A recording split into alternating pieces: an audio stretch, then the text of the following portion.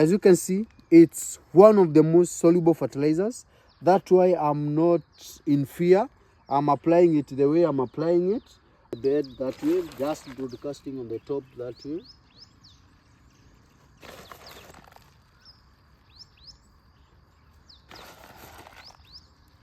That way.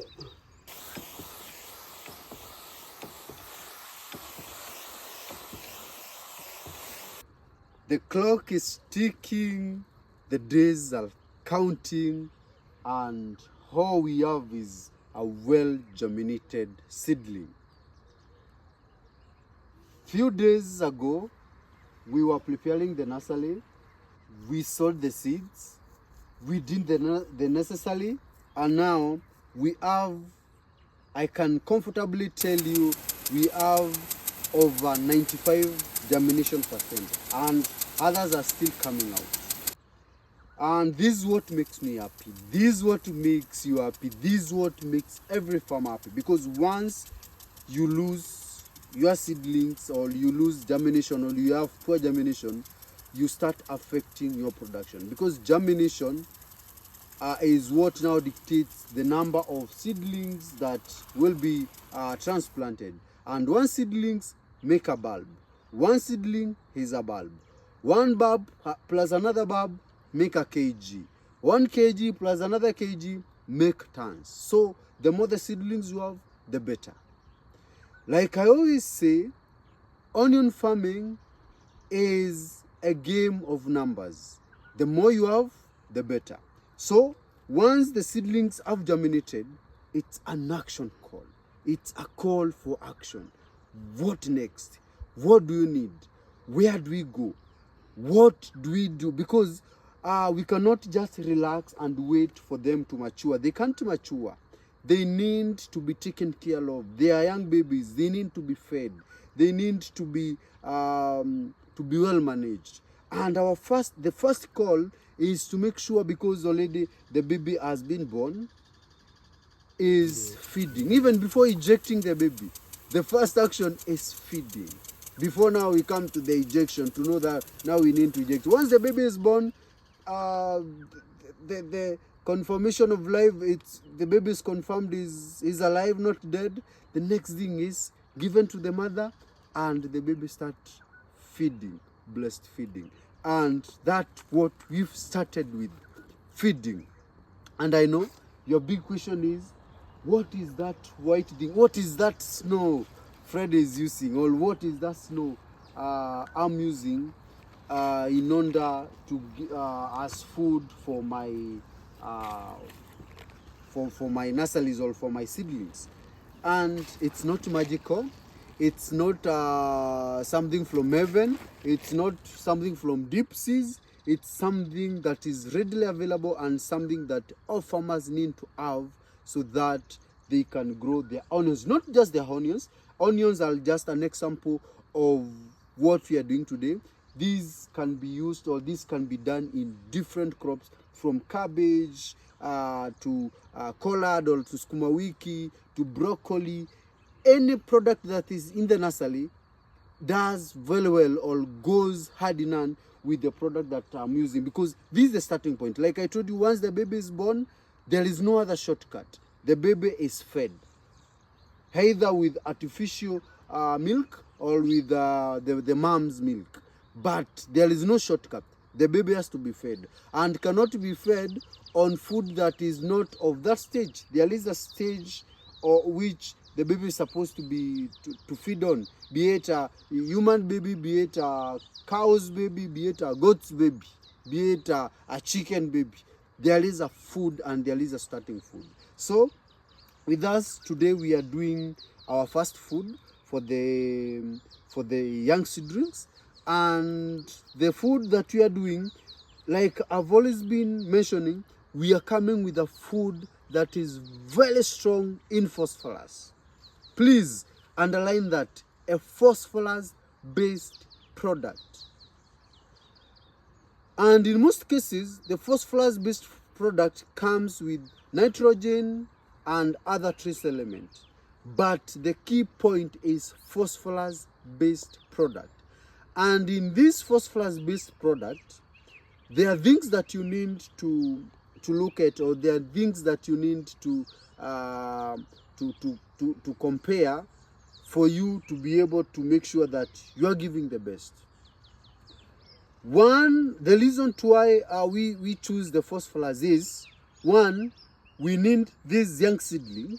This young seedling needs to develop its roots, and that is what we are after. We need to have a very good root network, because the roots are the mouths for the plants. The young seedling need to develop its stem. The young seedling need to develop its leaves. The stem takes food to the leaves, and the leaves is where now all the other food to develop the bulb, to develop everywhere, is being manufactured. So phosphorus is good for root and stem development, and in the product we also have nitrogen, which is good for the new growing shoot and for the leaves. So that is the product that you are using today. And unlike other scenarios where we've been digging tunnels along the beds and placing the fertilizer, for the onions we are not doing so, because one, the onion leaves does not hold, or cannot be easily scorched by the fertilizer. And the fertilizer that I'm using today is very low to nitrogen, so less scorching. So my application method is very simple, and not just like normal days. I'm applying fertilizers on top. You see, I'm applying fertilizer, just broadcasting where the seedlings are, as simple as this. So it's as simple as this. As simple as this.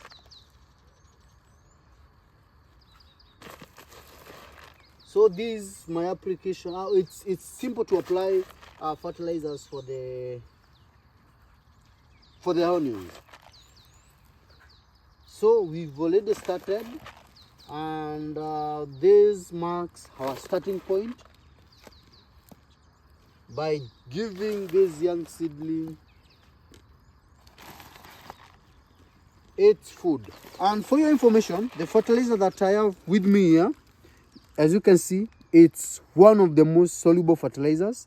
That's why I'm not in fear. I'm applying it the way I'm applying it, because at the end of it, it's going to be soluble after irrigation. Remember my irrigation system, it's going to be soluble, and it will be of good benefit to the seedlings. So that's how simple I'm applying my fertilizer. As simple as this. If you decide, you can decide also to use the trenches like the way I used before. Make a trench that way and apply fertilizer on the trench and cover it. It's also applicable. But now imagine of a farmer who've done like 100 of these. Like for example, I have done 16 beds of my onions, 16 beds. So a farmer who has done 100 of these, it will be very cumbersome, it will be very tiring to make these type of trenches. So what we do, we just apply. We apply on the top of the bed that way, just broadcasting on the top that way.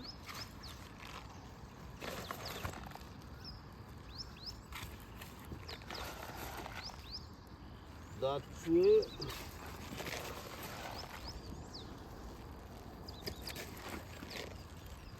You can miss other steps, you can miss different steps when it comes to onion farming, but this step of applying fertilizer is very crucial. You need to apply phosphorus fertilizer at the beginning. You may miss the protection part of which we are going to discuss later about pest and disease, but this is very important because this is where the health of the seedlings matters most. You need an energetic, you need a strong, and you need a vibrous fibrous stem or seedling, because if you make a mistake at this point not to apply the right fertilizer or not to apply the fertilizer, you've lost everything. If you lose at this point, know that now you are going the dangerous way, because in the nursery or where you are going, not in the nursery, in the main field, you need a strong phosphorus. Away from this type of application, you can also adopt foliar application. Not necessarily, it's not a must you use the granular fertilizer like I'm using. Foliar application is also very key, but the same formula must apply. It must be a phosphorus based foliar. So you can use granule, you can use foliar, whichever way you found easier for you, you can do it.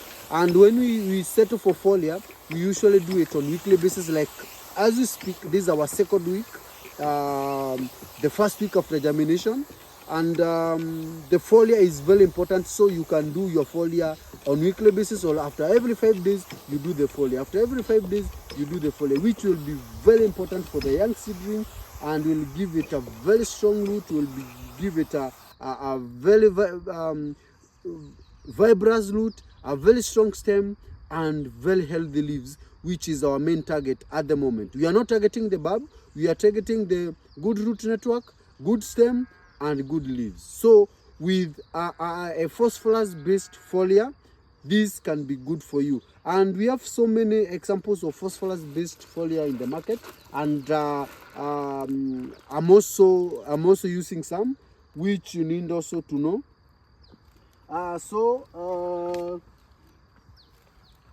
For me at the moment I'm using this, but I don't take risk. I combine both of them, both the foliar and the granule, because food, the more the food, the better the health.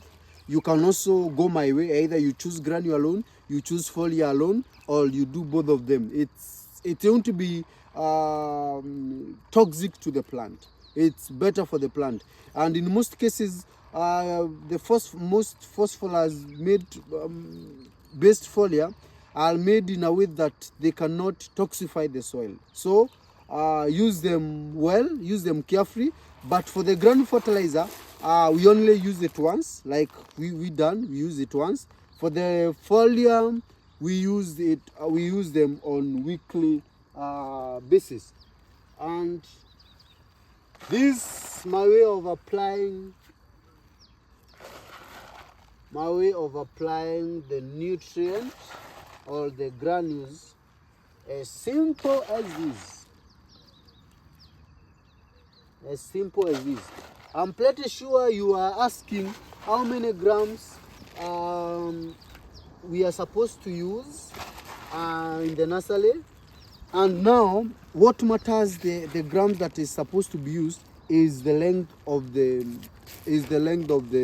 line where we sown the seeds. The shorter the line, or the smaller the bed, the fewer the granule. But as you can see, the distribution of the fertilizer is supposed to be the way I'm distributing it, as uniform as that. So it's as simple as that. Hope you are learning, hope you are getting, you're with me in this discussion. If this is the first time that you're watching me, don't forget to subscribe to this YouTube channel. If this is the first episode that you've watched, we have more episodes that you need to watch, around 8 of them, from preparation to where we are at the moment.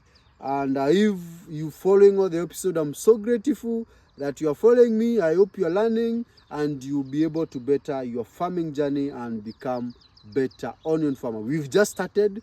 We are going to get all the training up to the day we go to the market.